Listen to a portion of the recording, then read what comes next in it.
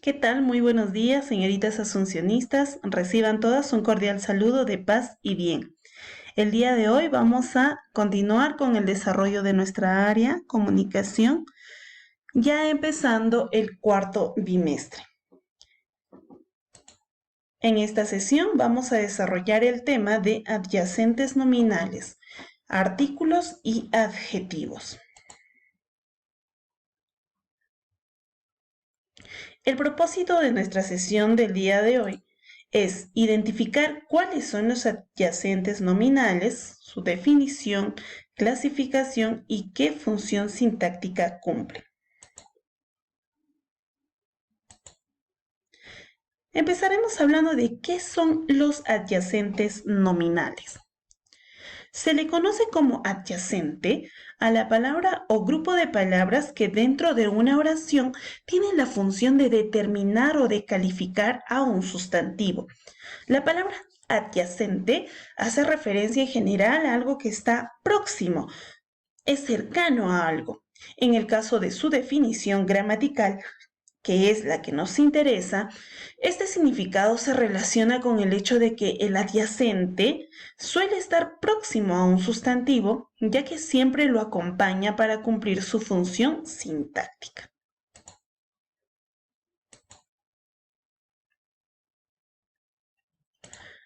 Bien, vamos a hablar ahora del artículo, que es uno de los primeros adyacentes nominales. Bien, el artículo cuenta con 4 definiciones de acuerdo al criterio que lo estudie. La semántica nos dice que el artículo es una palabra vacía de significado, es decir, no tiene significado, y que solo posee un valor gramatical, es decir, necesita estar acompañando a un sustantivo o, en su defecto, algún elemento que cumpla ese rol. El criterio morfológico nos dice que el artículo es una categoría gramatical variable, con accidentes gramaticales tanto de género como de número, que deben de concordar con los del nombre. Lexicológicamente, el artículo es una categoría de inventario cerrado, ya que se consideran solo 9 artículos en el español. Difícilmente se va a incorporar más palabras a una lista, a esta lista de artículos o el inventario de artículos que ya tenemos en nuestro idioma. En el criterio sintáctico podemos decir que el artículo funciona como modificador directo del sustantivo. ¿Cómo clasificamos a los artículos? Bien, tenemos dos grupos de artículos. El primero, llamado artículos definidos o determinados. Los 5 que tenemos en este grupo son el, los, la, las y el artículo neutro lo. Y también vamos a tener el otro grupo llamado artículos indefinidos o indeterminados. Son 4, un, una, unos y unas. Y no tenemos artículo neutro dentro de los indefinidos. En total son 9. Ahora, debes tener en cuenta que tenemos 2 artículos contractos que se dan a partir de la unión de una preposición más este artículo el. Por ejemplo, cuando tienes de más el, dices del. A más el, dices al, ¿no? Entonces también tenemos ese tipo de artículos. Ahora, siempre hay una posible confusión con algunos pronombres personales. ¿Por qué? Porque los artículos definidos van a ser homónimos de los pronombres personales el, la, los, las y lo. Al respecto, debes tener en cuenta estas dos observaciones. Primero, el pronombre el se distingue con el artículo por el acento diacrítico. El pronombre se tilda, el artículo no. Los pronombres lolos, lalas, se diferencian de los artículos porque acompañan a los verbos en una posición proclítica, es decir, van antes del verbo. ¿Cómo es eso? Fíjate, si tenemos la palabra lo, ¿cómo hago que funcione como artículo? Fácil, este lo siempre acompaña a un adjetivo y lo transforma en un sustantivo. lo bello, lo malo, lo feo, lo bonito, lo grande, etc. El adjetivo a quien acompaña se transforma en un sustantivo. En cambio, cuando dices lo atendieron, atendieron no es un adjetivo, es un verbo. Y esa es la característica que tienen los pronombres, ¿no? Siempre van antecediendo a un verbo de manera proclítica. Lo atendieron. Aquí ocurre lo mismo. Cuando dices los animales, está al costado de un sustantivo, por ende funciona como artículo. Pero si dices los sentenciaron, sentenciaron es un verbo. Entonces te das cuenta que este los está funcionando como un pronombre. Aquí dices la, palabra la mañana está acompañando a un sustantivo, entonces tú dices, está funcionando como un artículo, pero si dices la encontró, está funcionando como pronombre, ya que encontró viene a ser un verbo. Y lo mismo ocurre con las. Ahora, el artículo neutro lo también tiene que ver con la sustantivación que hace un rato te explicaba. Este artículo le va a otorgar calidad de nombre a los adjetivos calificativos precedidos por este. Por ejemplo, si dice su bello rostro, bello viene a ser el adjetivo de la palabra rostro. Pero ¿cómo hago que se transforme este adjetivo bello en un sustantivo? Sencillo, dices lo bello de su rostro, ¿no? Fue un suceso maravilloso. ¿Cómo hago que este adjetivo que está acompañando al sustantivo suceso se transforme en un sustantivo? Ah, muy fácil, lo maravilloso. Tomamos un trago amargo. ¿Cuál es el adjetivo? Amargo. ¿Cómo hago para que se transforme en un sustantivo? Lo amargo. ¿Ya? Así de sencillo. Ese artículo nos ayuda a sustantivizar a las palabras. Bien, ahora hablemos del adjetivo calificativo. El adjetivo calificativo es aquella palabra que semánticamente va a indicar características, cualidades o propiedades del nombre. Por ejemplo, juez honesto. El calificativo será honesto. Noche romántica. ¿Cómo es esta noche romántica? Viene a ser su adjetivo calificativo. Morfológicamente va a ser variable, al igual que el artículo, porque tiene género y número. Sintácticamente va a funcionar como modificador directo, porque se une directamente al sustantivo.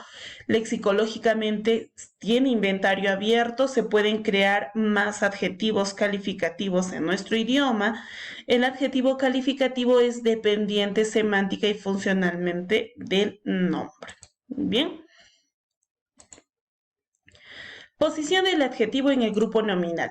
El adjetivo adyacente de un sustantivo puede anteponerse o posponerse a este, es decir, puede ir antes o después del nombre. El valor del adjetivo es variable según su posición. A veces, si tenemos un adjetivo antepuesto, también lo podemos llamar epíteto o explicativo. Revela que el hablante tiende a explicar y describir la realidad sugerida por el sustantivo. También vamos a tener adjetivos pospuestos o llamados también especificativos. En este caso nos señala una especificación que restringe la referencia propia del sustantivo. Por ejemplo, ¿no? Si decimos en el duro mármol, no se designa una clase o especie de mármol que se oponga a otro que no sea duro, sino que simplemente se describe cómo es el mármol. A ese adjetivo antepuesto le llamaremos explicativo o epíteto, ¿no? Se le llama epíteto cuando la característica se sobreentiende, es una característica inherente y además está antes. ¿Lo podría poner después y decir el mármol duro? Claro que sí, va a seguir siendo epíteto, pero ya no explicativo. ¿No? ¿Por qué? Porque los explicativos van antes.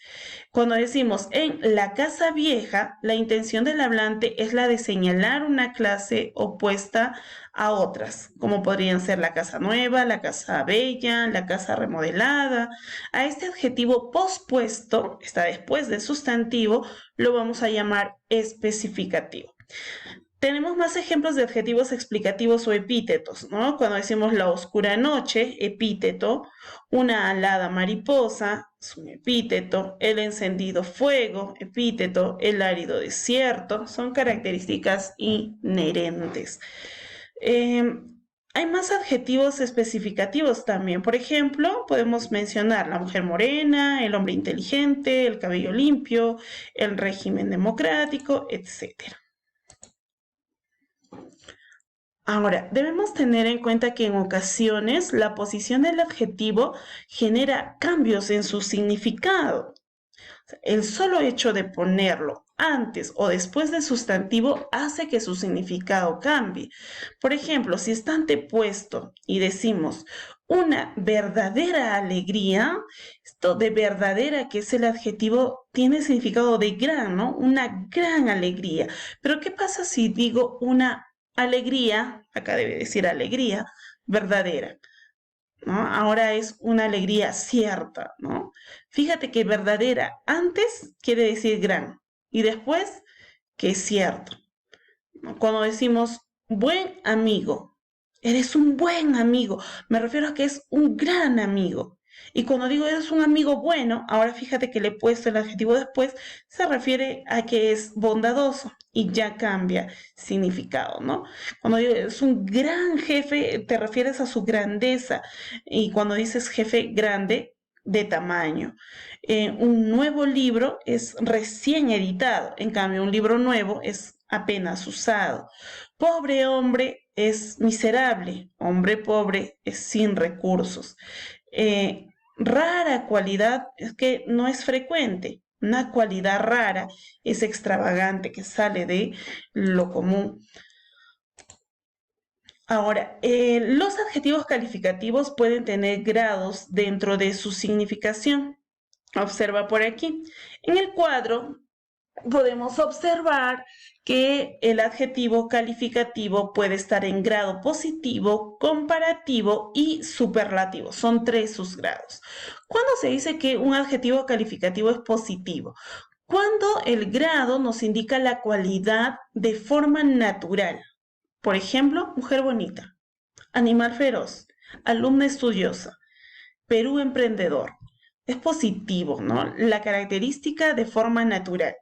En cambio, cuando es comparativo, aquí se indica la cualidad de sustantivo comparado con otro. Por ejemplo, si decimos ella es tan alta como él, fíjate, estás utilizando el tan como que viene a ser para comparar.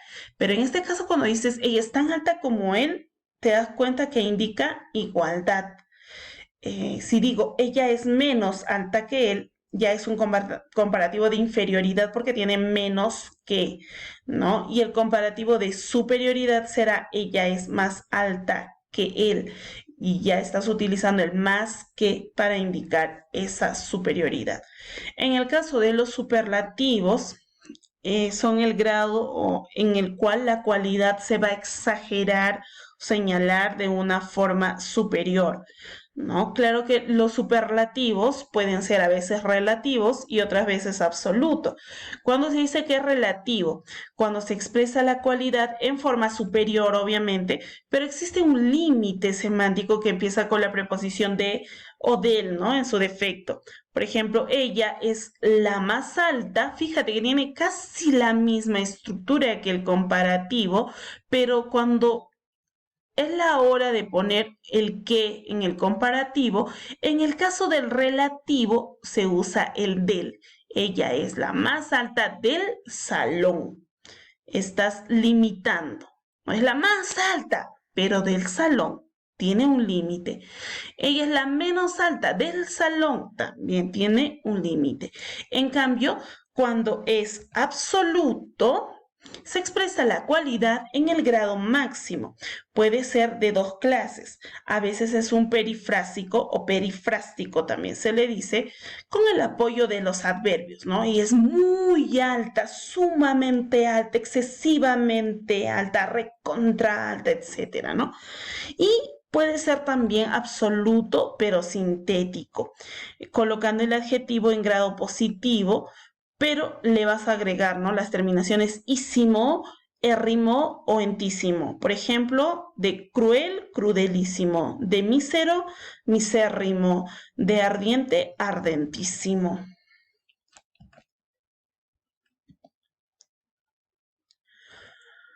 Hablemos ahora del adjetivo determinativo. Son los adjetivos que van a limitar o restringir la significación del sustantivo. En el caso de los determinativos, el primer grupo que vamos a tener dentro de su clasificación son los adjetivos demostrativos.